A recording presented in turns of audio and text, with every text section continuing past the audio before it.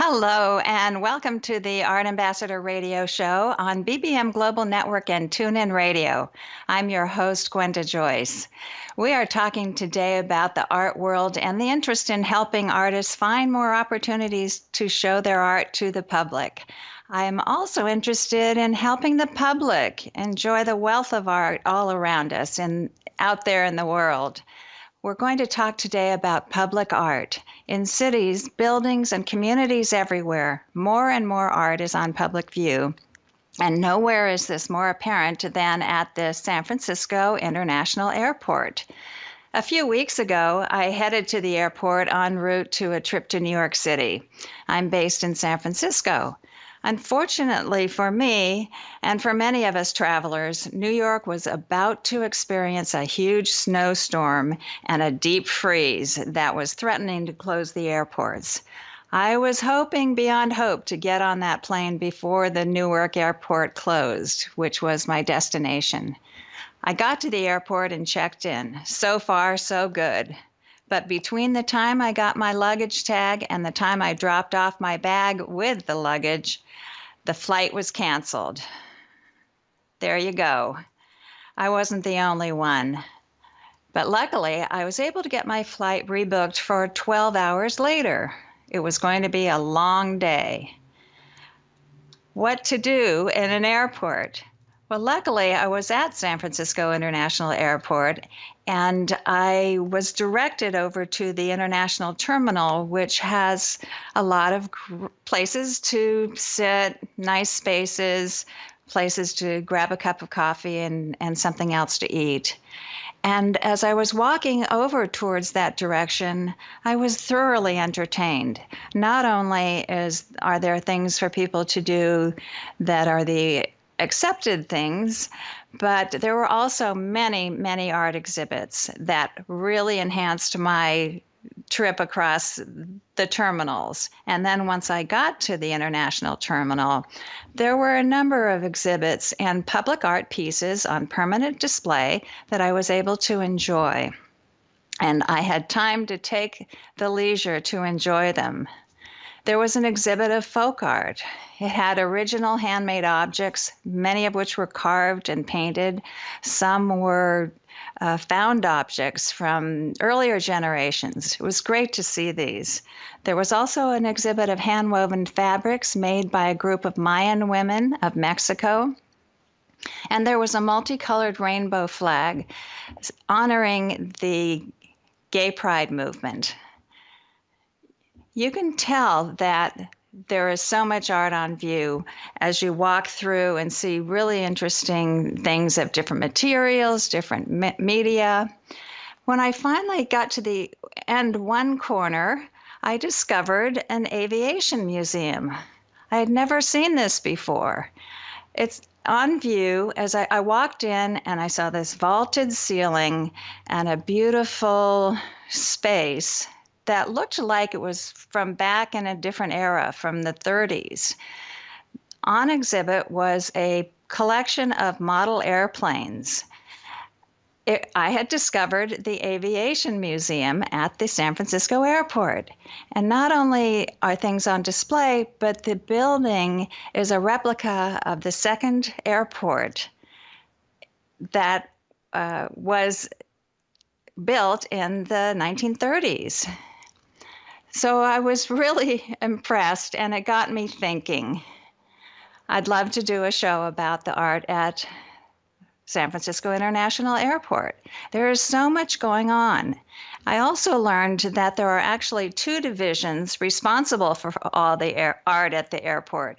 One is a museum and temporary exhibits division. It's part of San Francisco.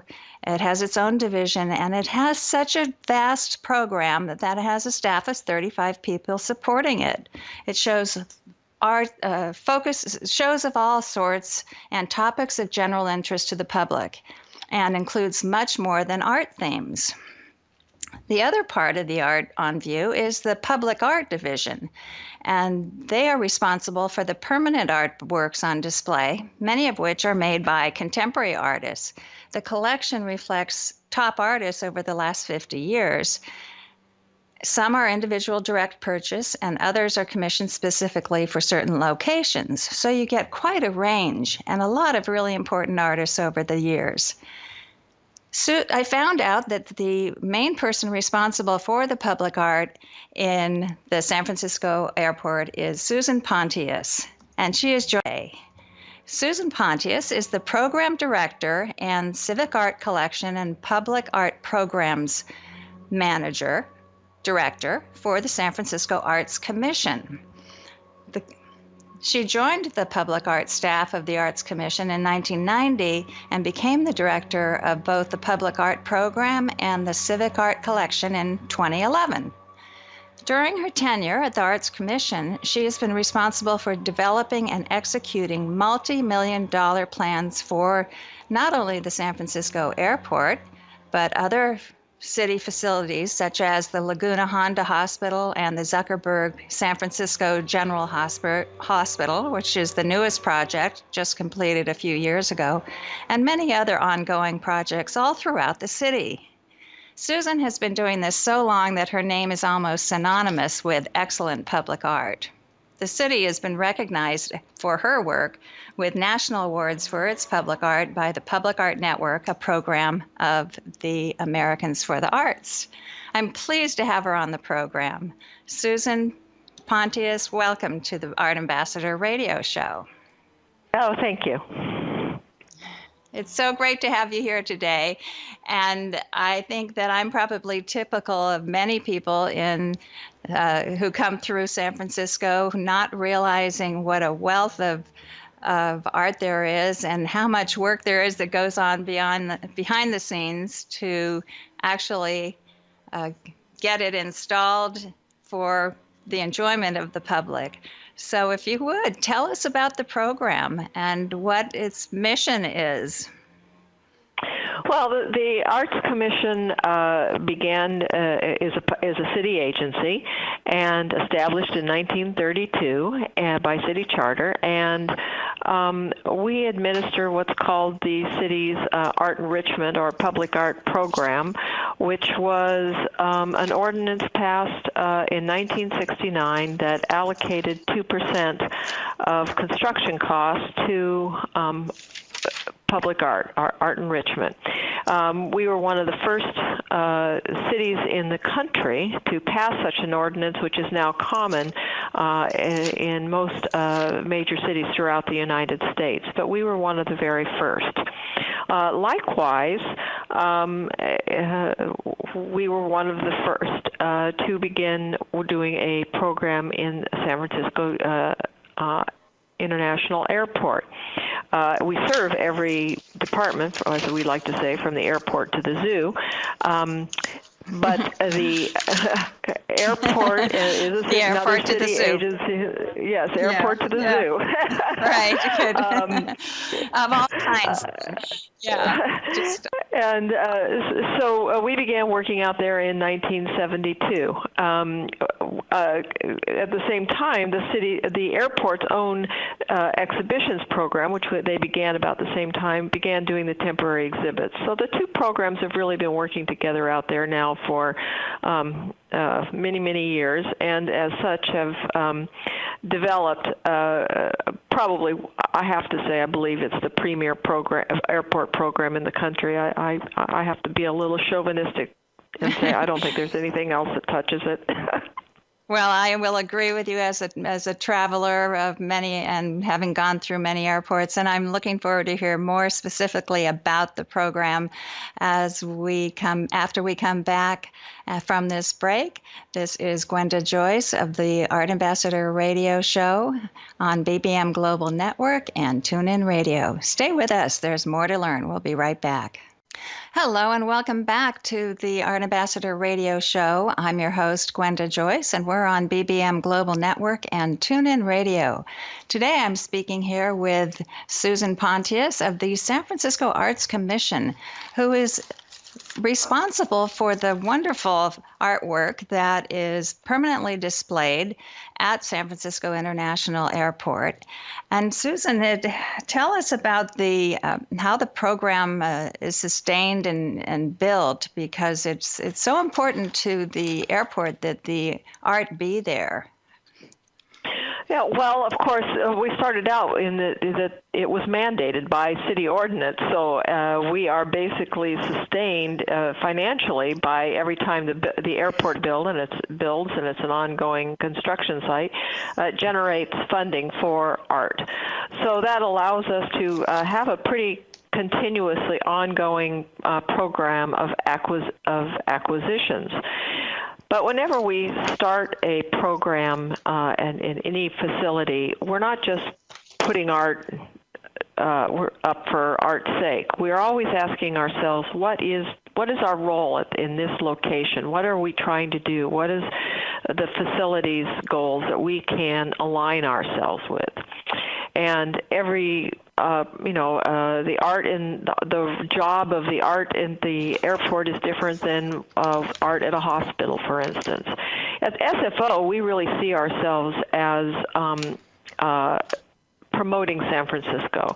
The airport is our front door, and that's the first taste of San Francisco that visitors see. And so we really see the art as making a statement about the kind of culture and vibrant artistic life we have here in San Francisco. At the same time, the airport's operations are, their job also is to have a successful business of an airport, and so we're really pleased that the airport really sees our work as tying into their values and for how they see themselves serving the flying public. So we are a part of their values of the locality, of a sense of place, health and well-being, wayfinding, and sustainability, and even time and efficiency. The artwork at the airport provides an authentic sense of place. It provides visual stimulation, education, diversion from stress and boredom, as you experienced yourself, and it really strengthens the unique character of SFO with infusion of world-class and local artists. I think it really succeeds at all of those things, Susan. So I'm very pleased to, be able to respond in that way and tell you that as someone who enjoys the art. If you could give me an example of maybe the thought process you go through. There's a piece by an esteemed San Francisco artist, Jim Melcher, that I noticed, a nice mural on the walls, and he's a very highly regarded artist. Tell us about the thought process of what went into selecting his work. Was it something that he, pre-submitted to, or did you go after and approach him and request the project to give? Well, we always start planning the art long before the artist is involved. And the things that we start working with the architects in conceptual design, and so we are looking for those places where one would naturally expect to see art, or where art really provides a focal point, a destination, provides the most visibility. And so it's that the wall where the tile mural that you referred to exists is at the end of a long corridor. So it obviously is a visual focus as one walks down this long corridor. It becomes a destination for the end of that transfer corridor. So that was the first thing. We decided that was a place where art would play a role. Then because this is in a facility or a construction project, that there were a number of opportunities for art, and we had done a public call, as we do for all of our projects. We're a city agency, and so all of our opportunities are publicly advertised for artists to apply, and then a selection panel actually does the selection of artists for the various opportunities identified. And of course, for the airport, again, we are looking both to identify both local artists and regional artists and national artists. And Jim Melchert, with his long history of and the importance of his work in the Bay Area, of course, was not a surprising selection for the panel to make for that location. So that is how that piece got that particular location. Well, I think it's an excellent choice. I really enjoy seeing Jim's work, and it's not often that you see his work. So it's very, very nice to have it so well presented at the airport. Now, there are different ways that artists can apply, I understand. Some are pre-selected and some apply. Can you tell us a little bit more about that process on behalf of the artists? Well, it's kind of the same, whether it's for existing artwork or for a commission. We start with an art plan that is approved by the Arts Commission in terms of where the locations are going to be and what the role of the artist is going to be in any particular place, whether it's a commission or a purchase. If we decide it's a commission, we issue what's called a request for qualifications that artists apply with examples of past work, their resume, and a statement of interest. And if we are looking for a purchase, then we ask artists to apply with available work and select from that. So in both cases, it is a public process. And I understand that you're looking for established artists as well as artists who are not so well known and certainly are not familiar with the public art process. So we're going to find out more about these opportunities for artists as we come back from the break. This is the Art Ambassador Radio Show on BBM Global Network and TuneIn Radio. I'm your host, Gwenda Joyce. Stay with us. We'll be right back. Hello and welcome back to the Art Ambassador Radio Show. I'm your host, Gwenda Joyce, on the BBM Global Network and TuneIn Radio. Today we're talking with Susan Pontious, who is responsible for the public art on exhibit and on permanent display at the San Francisco International Airport.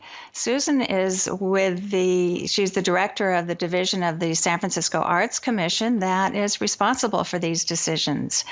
And Susan, you are involved in such a long process from just the first idea.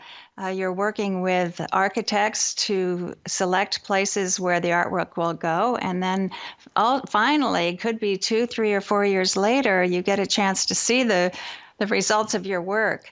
I wanted to specifically point out what I think is a wonderfully successful placement is the large wood sculpture by Ursula von Riedingsvard. It just shows up all of a sudden as you're walking down the hallway, and it shows up. Its scale is massive, and it's hard to compete with the wonderful spaces and the architecture at the airport. So I know you have to be concerned with scale and size and importance of the pieces.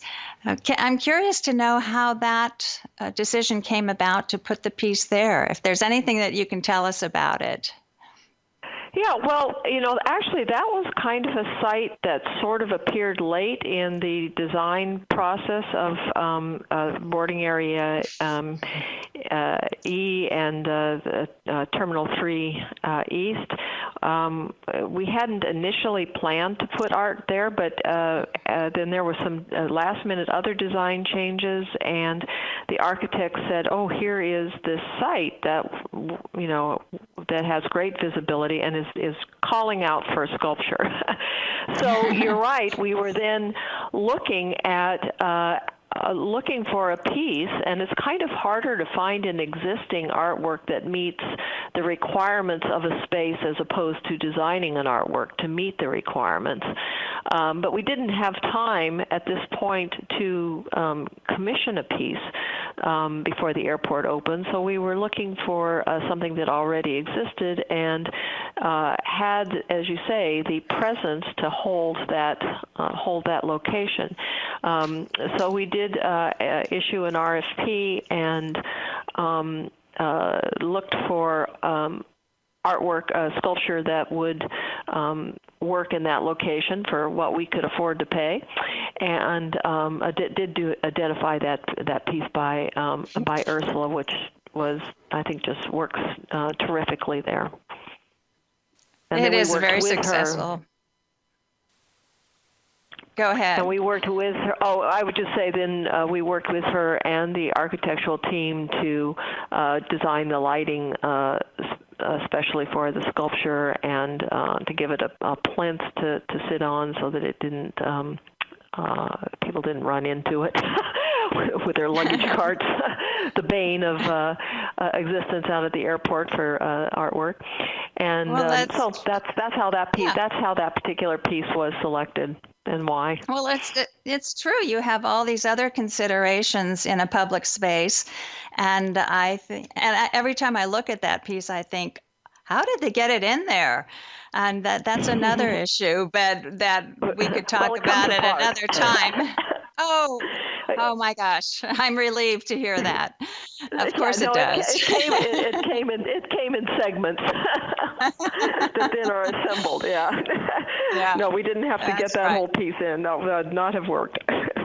Well, that brings up another point, is the public certainly has many opinions, and you have a wide public, and I don't know exactly where your thoughts are in terms of responding to any kind of feedback that you get or don't get. I think in some ways, people may just walk by and not notice the art. And then in other cases, I'm sure everybody has their own opinion. So how do you know that you are being successful in what you're doing? Do you get some kind of feedback? Well, we often do get direct feedback from the public that comes to us from the airport, and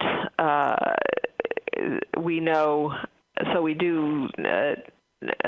We get a lot of compliments. We have one piece that somebody's always trying to buy from us. A sculpture by Manuel. And which one is that? It's a sculpture by Manuel Neri in boarding area C, that in Terminal 1 that we routinely get requests to purchase.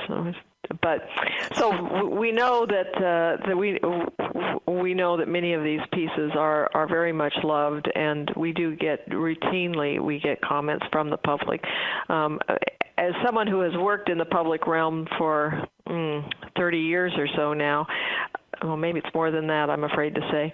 If the public doesn't like it, you will certainly hear from them.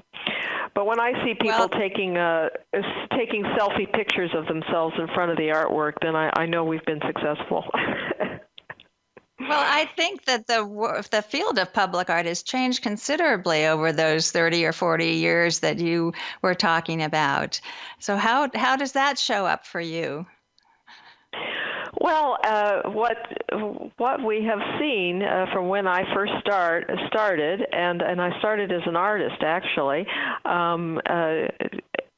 but in my early days of arts administration is from trying to talk people into seeing public art as something that would be an enhancement and wouldn't hurt them, to now where we are today, at least in the Bay Area, where there's almost an insatiable demand for public art, where finally enough of it is now has been produced over the last 50 years that communities see art as really an enhancement and look forward to and indeed demand art in their public buildings.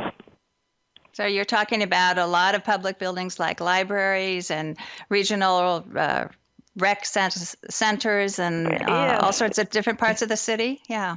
In San Francisco, every public building, at least built by the Arts Commission, built by the city, has a requirement for public art, so that. Like I say, from the airport to the zoo, hospitals, libraries, police stations, parks, recreation centers, all have a public art component.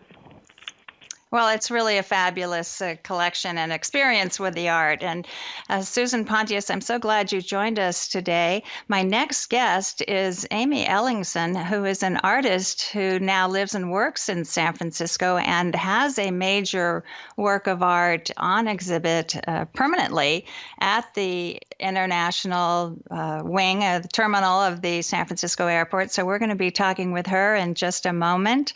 Thank you, Susan, for joining us. This is Gwenda Joyce, your host of the Art Ambassador Radio on BBM Global Network and TuneIn Radio. Stay with us.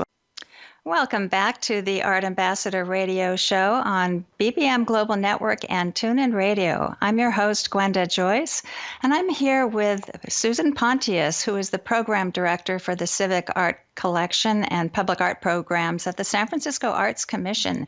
And we've been talking about the fabulous art at the San Francisco International Airport. And one particular piece that I'm very much interested in Susan, having you talk about is the commission that you asked Amy Ellingson, a San Francisco artist, to design and implement. And this piece is a little bit unusual. So can you tell us about the background and how it came about? Yes, it's too bad on radio we can't show pictures, but Amy is a painter. She's an abstract formalist, and her past work that we looked at was all paintings of large scale, but the finished mural is over 100 feet long. And so we asked Amy to design an artwork that would be that we would then translate into tile mosaic. And this is really a hallmark of our program in that we pride ourselves in being able to take artists, like mid-career artists like Amy, who are accomplished but have never done public art. And obviously when we are creating art in the public realm, it has to be very, very durable. If it were just a painting, it would have to be behind glass or plexi because it's unprotected. And this wouldn't really allow us to work at the scale that we need to work at the airport. So Amy was up to the challenge, and I think she went through a fascinating process that I'm sure she'll talk about how she translated her work from painting to an entirely different media and just created a really compelling work of art in the process. Well, it's really nice to know that the Arts Commission is supporting artists who have never worked in the public field before. And I'd like to bring on Amy Ellingson now to talk with her about this process for you, Amy. You were very comfortable as a painter. You had built a substantial, successful career. You had been recognized by having your work in the collections of the San Francisco Museum of Modern Art, the Crocker Art Museum, and all the other Bay Area museums. And you had shown regularly, but you had never made a public art piece. So, Amy, welcome to the show. Thank you very much for having me. Yes, I actually did do one other little public art piece, and it's the Market Street poster series, which the Arts Commission has been doing for many years now, and they choose 4 artists per year to do that project. Each artist designs 6 posters, and they're reproduced, I think, 4 copies of each, and they're placed in the kiosks in the Civic Center area. And I did that project in maybe 1999, and that is my only public art project until getting this big mural commission. So I think the one great thing about the Arts Commission is they have some kind of entry-level projects for artists, such as the poster series, and that was a great way to kind of get to know the Arts Commission a little bit. But again, that was many years ago. And then I think I was selected for my mural project in 2010. I had applied to be part of the pre-qualified pool of artists, and then I was selected by the Arts Commission. I think they selected a pool of maybe 13 people to apply for that project. And yes, it's just, one of the most amazing parts of the process, as Susan says, is to be able to work in an entirely new medium and having the support of the Arts Commission, and also I think their very good relationships with established fabricators all around the globe who produce these projects. So it's really kind of a three-legged stool. You've got to have all parts of the puzzle there. This is the Art Ambassador Radio Show on BBM Global Network and TuneIn Radio. I'm your host, Gwenda Joyce. Stay with us. Welcome back to the Art Ambassador Radio Show. I'm your host, Gwenda Joyce. We're on BBM Global Network and TuneIn Radio, and I'm here today with artist Amy Ellingson from San Francisco. And Amy's talking to us about her big opportunity to create an original work of art at the San Francisco International Airport. And when I say big opportunity, not only was this big in terms of exposure, but the artwork itself is 109 feet long and 10 feet high. And that's so, right. Amy, you were challenged in many ways with this piece, not only in your personal ways of stretching your artwork and your aesthetic, but as a painter and artist, you're used to working alone. And here you were thrown into a process that required collaboration with architects, the Arts Commission, and all sorts of different challenges for you. So how did you do it all? Well, that's right.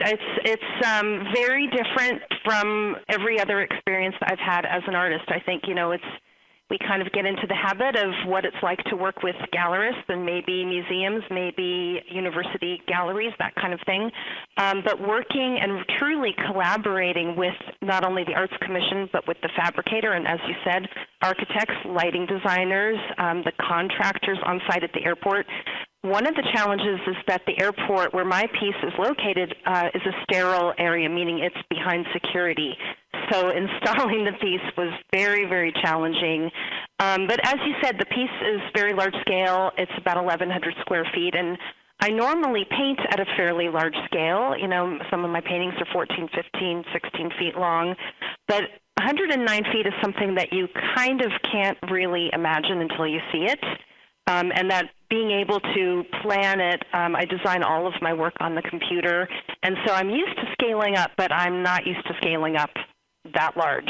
So that was something that was very appealing to me, and that's really one of the main reasons I wanted to get involved in public art, is to be able to kind of expand my scale capabilities. But the collaboration with the fabricator is one of the most fascinating parts of this process, and it's such a gift to be able to work with other people who are so good at what they do. They have a skill set that is so entirely outside of your own skill set. And Mosaica in Montreal created my piece for me, and I got to go and work with them on a couple of different occasions and collaborate with their artists and work out every aspect of translating my design into something that could be ceramic mosaic. So it was really, truly fascinating. Well, it's a wonderful experience that you had.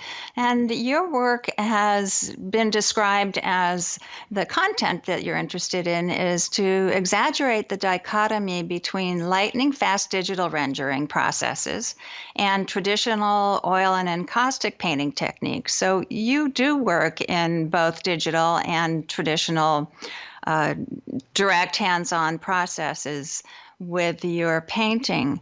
So how did your ideas, first of all, how do you reflect these ideas in your painting?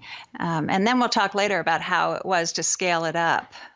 Sure. Well, for one thing, working in abstraction, I have to say that abstraction is kind of not currently the lingua franca of public art. And so it's kind of amazing to me that I got this commission. I think a lot of public art these days is a little more kind of researchy or anthropological or, very site-specific in kind of a literal way. My work, I've always been an abstract painter. It's the thing that I'm a complete art geek about abstract painting. And, its place in our current society is very interesting to me. And partly, we're working with all kinds of abstractions that are in the algorithms of computer programs. And the kind of relationship between what we're doing on computers and how our minds and eyes perceive and the tactile qualities of painting, where all of those things intersect is very interesting for me. So, I think that's a very good topic, actually, to represent San Francisco as such a high-tech area. So I think, yeah, you're a very well-selected artist when people understand the content behind your work, as well as the beautiful visuals. Right. I think also partly we have to be open to the fact that the audience for public art is so enormous. I was told at one point during the process that about 7 million people a year will pass by my piece. And, the average gallery show in San Francisco maybe gets 1,000 or 2,000 visitors. Your average solo show in Chelsea in New York might get 10,000 visitors in a month or 5 weeks. And to think of, 7 million people a year walking by my piece, many of them are not going to look closely at it, but a lot of them do. And it's just this incredible opportunity to have a varied audience with many different entry points that are looking at the piece with their experiences and bringing their lives into that experience. And I think, you kind of have to be open to the fact that those interpretations are going to be much broader with this broader audience. It's not necessarily an art audience, the kind that would be going to galleries. And that is a wonderful thing, to be able to have a piece that hopefully is reaching out to people no matter where they are, no matter if they're kind of used to looking at art and seeking it out or not. I love what you say, Amy. I think that's such an important part of showing art and presenting it and on permanent display to an audience that is not specifically coming to see the art. As we know, some people will walk right by, but many others will engage. And I think for many people as well, there's an opportunity, maybe for the first time, to see art of this level, this quality. Sometimes museum pieces literally are on display at the airport. And for people who aren't looking for that kind of experience, I think they're getting tremendous value and exposure and experience of that kind of engagement. I have noticed myself as I was walking around the airport, different people stopping to take a look and read the labels and really ponder the art and spend time with it. I think it does San Francisco a wonderful service to have this kind of cultural exposure and direction right there at the airport, which for many people is the first or the last visit they'll make to San Francisco. And so, Amy, how has your art career changed as a result of this kind of major exposure? Well, it's impacted it in some predictable ways and in some unpredictable ways. I think one thing that it does is it gives you a little bit of credibility to have completed a piece at such a large scale that's placed so prominently with, a large budget and the support of the city and the San Francisco Arts Commission. And so I think that kind of gives you a little extra oomph, which is nice. It also allows you to apply for other similar possibilities. So I haven't done any further public art since since doing that one, but I've gotten to be a finalist for a couple other really large-scale commissions, and hopefully I'll get another one at some point. So it's kind of that first step into the world of public art for me. And then I think, I think people kind of, again, it's this whole idea that there's a very, very small specific art audience that's going to art galleries and going to museums, and then this whole other world of people who maybe have known me since I was a little kid, and now all of a sudden they kind of get what I do. So that's really interesting to me. I think, as you said, it could be the first or last thing that you see coming to San Francisco or leaving San Francisco.